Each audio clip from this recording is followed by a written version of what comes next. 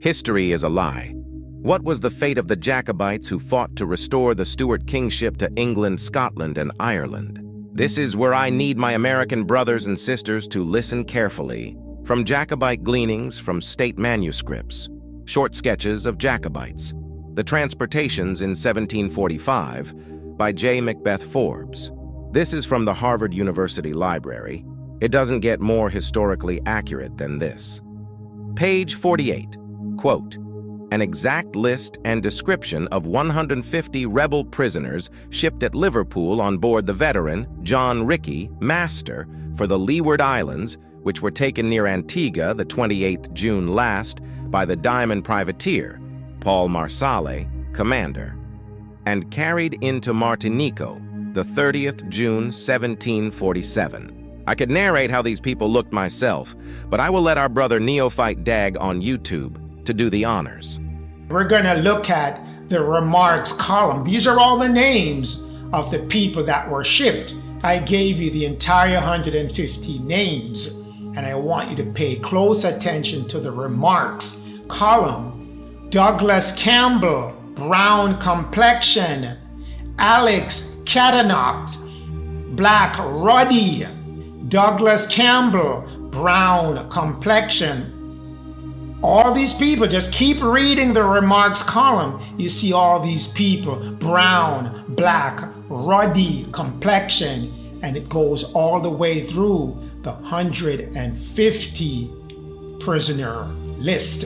And I want to draw your attention if you might say, well, they were fair skin and pale skin, and these descriptions are not accurate. Let's jump to prisoner 62. John Crookshanks, fair complexion. Let's jump to 63. Duncan MacLeod, pale complexion.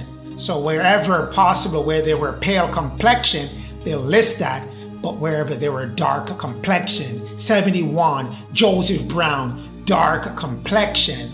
It's telling you we're identified what the complexion is. These 99% of the prisoners were dark skin, brown skin.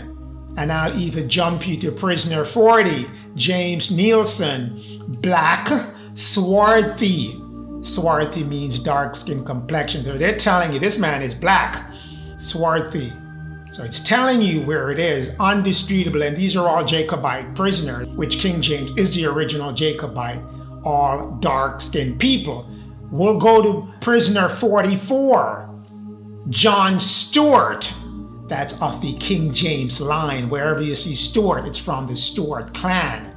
Brown complexion and ruddy as well, brown ruddy. That's what this is telling you, undisputable. 52, John Stuart, another Stuart from the Stuart clan. Brown, swarthy complexion. So the Stuart line, or swarthy. If you trace these names to the clans of Scotland, you'll see they're all dark-skinned people.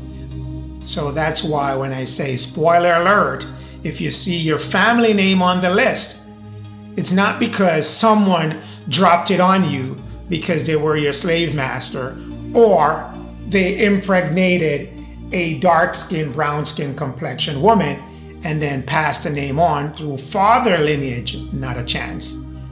You're getting the name because your family was actually in Scotland.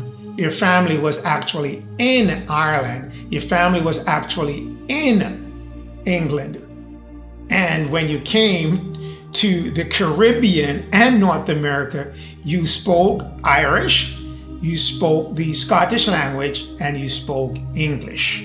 John Fiske, in his Old Virginia and Her Neighbors, rather delights in the circumstance that many Scottish prisoners became colonists in America, 150 having been sent to Boston, and 1670 to Virginia in the year 1650 by Cromwell, who captured them at Dunbar.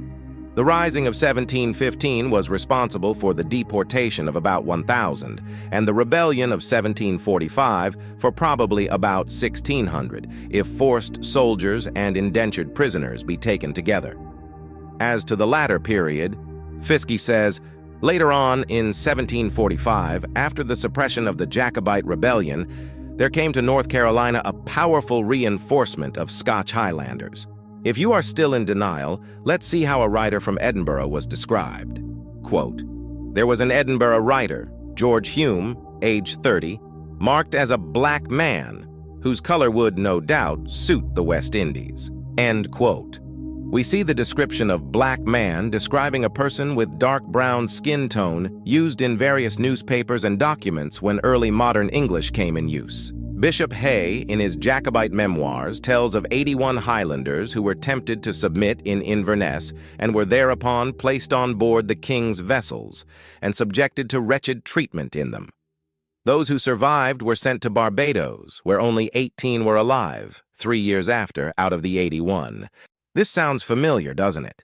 It sounds like the treatment supposed African slaves received during the slave trade.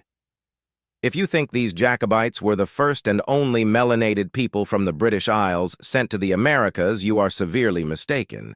The first were Irish Catholics in the early 1600s, the same date given to us for the beginning of the so-called transatlantic slave trade. The only documented evidence for African slaves we found was those sold in the early 1800s by the Kingdom of Dahomey and sent to South America. We always wondered how come rich and powerful West African empires and kingdoms of the time couldn't repel a few European privateers looking for those millions upon millions of African slaves they supposedly kidnapped or bought. This is how the capital of the Benin Kingdom of modern-day Nigeria was described by a Portuguese captain. From The Guardian, quote, "In 1691, the Portuguese ship captain Lourenço Pinto observed, 'Great Benin, where the king resides, is larger than Lisbon. All the streets run straight and as far as the eye can see. The houses are large, especially that of the king, which is richly decorated and has fine columns. The city is wealthy and industrious. It is so well governed that theft is unknown, and the people live in such security that they have no doors to their houses. Dutch sources have pointed out that the Oba of Benin could mobilize 20,000 soldiers in a day and raise an army of 80,000 to 100 men.